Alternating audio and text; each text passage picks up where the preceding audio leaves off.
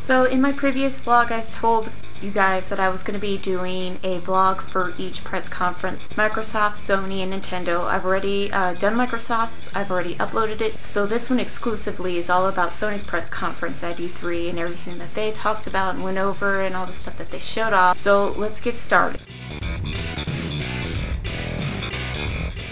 Now, Sony really started things off with a huge bang. They showed off an exclusive game for the PlayStation. I mean, that's something that I felt Microsoft really lacked this year at E3. Not saying that Halo 4 and Gears of War Judgment are bad games and that I'm not going to purchase them, but they were just, you know, the next in the series. It wasn't anything new, nothing fresh. But Quantic Dreams, the people who made Heavy Rain, are working on a game called Beyond Two Souls. Personally, I think that game looks absolutely amazing. And Ellen Page is going to be playing the main character, Jodie. So, Jodie Holmes, I think it was? Yes, Jodie Holmes. So, I'm super excited for this game because what they showed of it looked absolutely amazing, and they just left a lot open, a lot out there, and I'm really excited to see more about this game because there's just this girl, something weird about you, something else communicating with you, and she called whatever she was, you know, hanging out with Ivan. So I'm super stoked. I feel like it's going to be an extremely amazing experience, an extremely amazing story, and a game that I am just going to remember for the rest of time. Really quick, you know, note, totally off, you know, topic here, but I just realized while I was reviewing my clips that I'm wearing a Halo 2 shirt and talking about the Sony press conference. Like, what is wrong with me? How rude am I? But I'm sorry. You guys are gonna have to deal with this because this is the shirt of choice today. Next, they went on to show off PlayStation All-Stars Battle Royale. Now that is a mouthful, huge mouthful. And this game is it's like Super Smash Brothers. I mean, it looks like it plays like it. And they showed off the gameplay and they showed off, you know, 4 people playing together. You can play characters like Kratos. Who else was there? Fat Princess. Stuff like that. So it looks, I mean, not to say that it's a bad thing though. I love Super Smash Brothers and I love those types of games. I'm not a huge fan of fighters, but you know, all the cutesy, weird, silly stuff I do like. So I'm actually pretty excited about this game. I'm very excited to play it and play it online and play multiplayer and play against a bunch of people. They also ended the whole thing with showing off 2 more characters that you're going to be able to play as. Nathan Drake, of course, but one that I was super excited about was the Big Daddy from BioShock, which is just like awesome. And I think I've heard somewhere that the little sister will be in there somewhere, a part of it.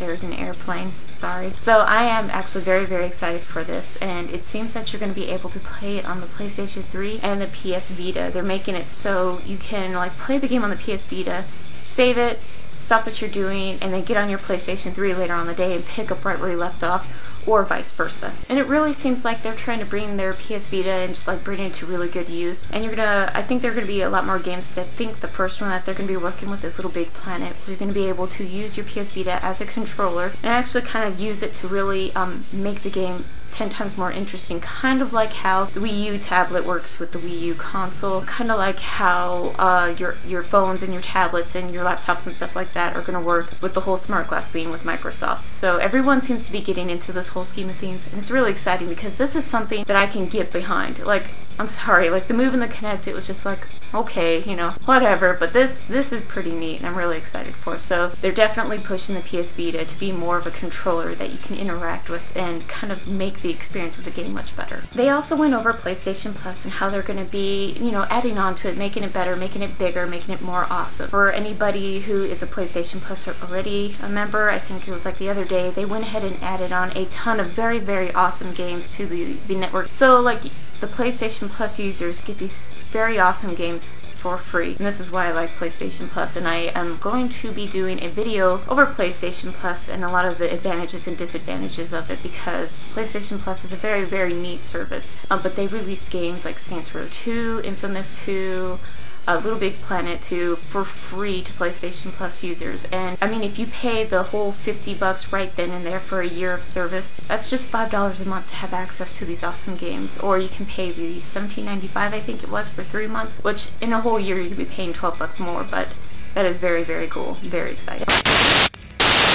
some are for the 12 bucks more, but and they are also going to be bringing PS1 classics to the Vita. This slightly confuses me, and I should have probably read up about this a little bit more, but I'm pretty sure with the PSP you can have your PS1 classics, so I'm assuming that it was something that just really wasn't available on the Vita yet. But PS1 classics are going to be coming to the Vita. Along with YouTube coming to the PS Vita, I guess Hulu and Crackler are going to also be available to Vita users. I'm just like tongue-tied today, sorry. So that's pretty exciting, pretty cool. Of course, this is a lot of stuff that I already have access to on my phone, so it's just kind of like oh well, I don't have a PS Vita. I mean, I would really like to have one. I almost considered it, and a lot of the games that are going to be coming out for the PS Vita is really making it just seem like it's going to be absolutely awesome, and it's really going to be that portable gaming handheld that I really have wanted all these years. And I say this because they announced a couple games during the conference that really made me excited to actually play these games on a Vita. There was Call of Duty Black Ops Declassified, an awesome first-person shooter that's going to be on the Vita, and there was also Assassin's Creed 3 Liberation, which was going to have the first female assassin as the lead role, and that game looked absolutely awesome. It feels like they are really going to bring more than just like this short little game to the Vita.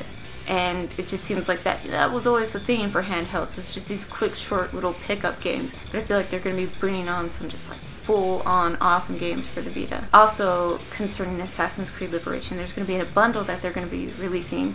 You're going to get a Crystal White Vita, a 4GB card, and the game. Crystal White Vita, that's like tempting, isn't it? It's tempting. They also showed off something extremely cool for just Assassin's Creed 3, and that is the sea battles. Like, I watched all that gameplay, that trailer thing that they were showing off, and I thought to myself, I want a full game, just like full-on pirates and sea battles. Like, that looked really awesome. It was just, it seemed to work out really well, and you have to, like, look out for like so many dangers of the sea while you're playing. It looked absolutely awesome. They also showed off Far Cry 3, which I've never really been a fan of Far Cry. It's actually on sale on Steam, I think still. I hope, I don't know. I thought about picking it up, but I was never really a fan, and it didn't seem like the crowd was absolutely excited about it, but they were showing off the 4-player co-op, which looked pretty neat. Looked pretty co-op-y, looked awesome. I mean, what can you say? They didn't totally forget about the PlayStation Move, though. They showed off something called Wonder Book, which looks pretty neat, I guess. I guess if you have children, it looks pretty neat. I guess, okay, let me rephrase that. If someone put Wonder Book in front of me, I would enjoy the living heck out of it. But it looks pretty neat. Pretty much, you're gonna have, I'm assuming they're gonna be designated books that work with it. I don't know if you're gonna be able to use any old book, but you get these books, you lay them out in front of the